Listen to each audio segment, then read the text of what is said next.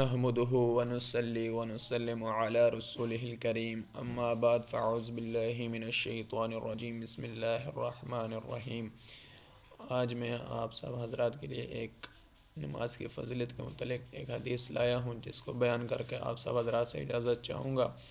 حدیث ایسی ہے کہ عن جابر رضی اللہ تعالی عنہ قال قال رسول اللہ صلی اللہ علیہ وسلم مثل الصلاة الخمس كمثل نحر جار غمر على باب احدكم یغتسل منه كل يوم 5 مرات۔ اس حدیث کا ترجمہ ایسا ہے کہ حضرت جابر رضی اللہ تعالی عنہ نبی اکرم صلی اللہ علیہ وسلم کا ارشاد نقل فرماتے ہیں کہ پانچوں نمازوں کی مثال ایسی ہے کہ کسی دروازے پر ایک نہر ہو جس کا پانی جاری ہو اور وہ بہت ہی گہرا ہو، اس میں روزانہ 5 دفعہ غسل کرے۔